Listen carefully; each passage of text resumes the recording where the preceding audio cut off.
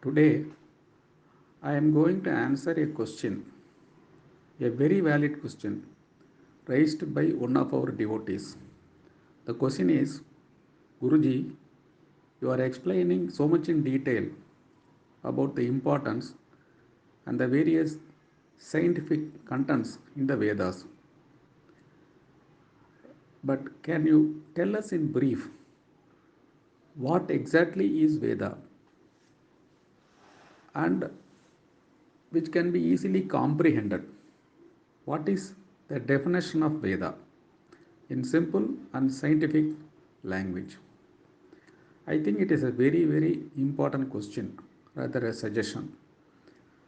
I thought I should answer this first because, however much I am going to say about Vedas, it is all based on this fundamental truth.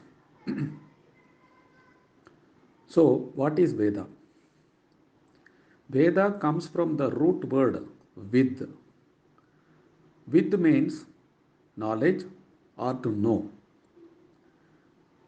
The derivatives of this vid is vidya, vidwan, viddai, etc. All this means mastery of knowledge. Now, knowledge is of several types. Knowledge can be transactional knowledge or transcendental knowledge. Transactional knowledge are what are required for our day to day life. Transcendental knowledge is about the fundamental reality. Vyavaharika and Paramarthika. Vyavaharika is knowledge about, say, mathematics, literature, economics, commerce, physics, chemistry, etc. etc. But this Paramarthika is about what is the fundamental reality, what is the truth of the truth. Now, if we say sun, we can understand what is sun. It gives light, it gives heat. But that is only a knowledge of what is visibly seen. But what is the truth of the truth of sun? Sun is a truth, but what is the truth behind that? That is why in Veda, sun is called Surya, but the power behind Surya is called Savitur. So Savitur is the transcendental or Paramarthika reality, and sun is a transactional or Vyavakarika reality. All other knowledge is about transactional reality. For a child, alphabets is its first transactional reality, knowledge. Then numerals are its knowledge. Then when it grows up, it picks up a particular subject for learning, maybe a language or maybe a particular subject. It is all gaining knowledge. But they are all knowledge required for living. But what is the ultimate reality? That is why in Veda, when Rishiputra asked the Rishi, please give me that knowledge by knowing which I can know everything that I have to be known. That is, if I know that, I will know everything. Please give me that knowledge. That Rishi answered that everything to be known can be known through Vedas, because what you have to know is the ultimate unchanging reality, which is the Parabrahman, that can be known through the Vedas, and if that is known, everything else is automatically known, because that is a foundational reality. Every other reality is operating on that reality. So Veda talks about the fundamental truth. The fundamental truth is what makes this universe, how this universe is sustained. You can say that stars, you can know about Chandrayaan, you can know about international economics, you can know about running a company, but all these things are running on one foundational strata. What is that foundational strata? That is the Parabrahman. He is there everywhere, He is in everywhere, and everything is linked to that. Everything else is a subset of that big set. Therefore, Vedas are important because it talks about that ultimate reality. If you look at the foundational philosophy that is there anywhere in the universe, whether it is Kabbalah or Sufi or Hermetics or the mystic Christianity found in the Jordan caves, they all talk of the same fundamental reality. Though rest of the things other than Veda don't talk so much in deep and so much in width. Vedas are the ultimate because it is the deepest and widest. But when the philosophies are converted into religion, they undergo certain changes or they suffer certain changes because religion is regulatory. Basic philosophy is not regulatory. They are stating the fact as a fact. Religion restricts people. It wants to control people. So therefore, in religion, people can say that I believe only this thing. I don't believe some other thing. That is why all the confusion arises. But when you go to the mystic philosophy, whether it is, as I told you, Kabbalah or Sufi or Veda, everywhere there is a total unison. There is no difference.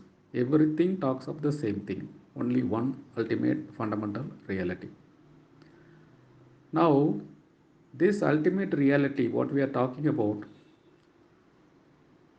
has two components. One component is what is the Rita or rule. The second one is what is Dharma or what is the duty or responsibility or order. Unfortunately, the word Dharma has no equivalent English word. So, the Veda has two components, Vedic Rita and Vedic Dharma. What is Vedic Rita? Vedic Rita is the fundamental rules.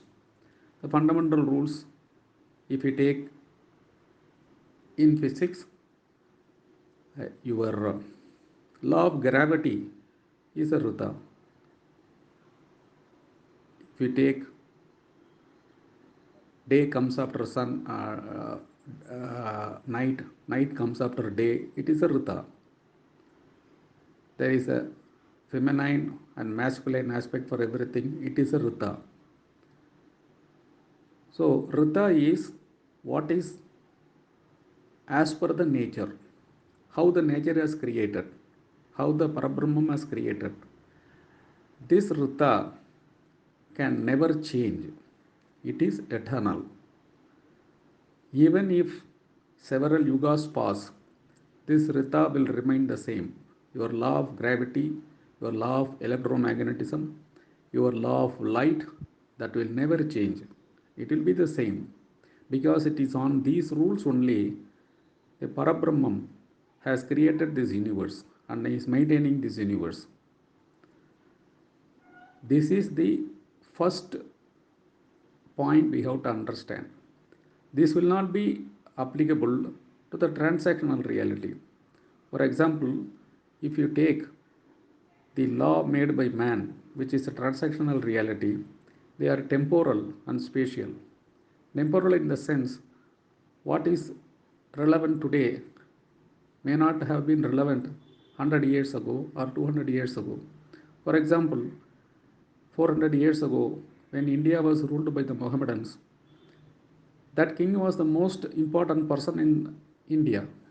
But today he is not. If you go back 200 years ago, the Britishers were the rulers, but today they are not. These are all temporal knowledge, temporal information. Similarly, there are spatial knowledge. That is, what is applicable to one place may or may not be applicable to another place. If you take a particular country, take America, it is considered to be a democracy. If you take Britain, it is supposed to be aristocracy. If you take Arab country, it is supposed to be autocracy. But these are all locational. This information is relevant, this knowledge is relevant and applicable only for that location. So, the transactional or Vyavaharika reality is spatial and temporal.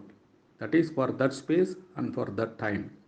Whereas Vedas are eternal. It is applicable for all points of time. Whether it was 1 million years ago or whether it will be 1 billion years later. The rule, as I told you, the gravitational rule will be the same. The speed at which the light travels will be the same. There will be no change. Similarly, there are certain dharmas which are very much required for the orderly conduct of this universe. What are all those dharmas? You have to respect elders. You have to respect your parents. You have to respect your neighbor. You have to love the other beings. These are all fundamental duties. These duties will also not change at any point of time. Because if they change, then the universe cannot sustain itself. That is why Lord Krishna said, when the duties or dharma is suffering, he will take an avatar to rectify the imbalance. So this dharma is a very fundamental requirement of the sustenance of the world. So there are two parts to this eternal knowledge. One is the order or rata, other one is dharma, the duty. These two, which is expounded or propounded and explained in the Vedas, will never be changing. It is the same. So, if you can understand that you can conduct your life very properly. That is why I have been repeatedly saying there is no science that is not there in the Vedas. It is possible that what is there as information or knowledge in Vedas is yet to be understood by the science. But one day it will be understood. As a matter of fact, science talks about how the nature behaves, but science cannot tell you what nature is. Only Veda can tell us, because Vedas talk about the fundamental reality. Therefore, if you understand the Veda, the biggest advantage for you is you come to know not only the truth, but the reason for the truth behind the truth, the underlying cause behind the truth. Because once you know the cause, you will be able to understand everything. That is why that Rishiputra asked, Father, please teach me that knowledge by knowing which I will come to know everything that I have to know. That is why the Rishi answered that learn Veda, you will come to know everything that will make you to know everything in the world. This is the science of Veda. So therefore, all of us should try to understand the science of Vedas so that we are able to conduct our life very properly. Vedo Rakshid Rakshidaha.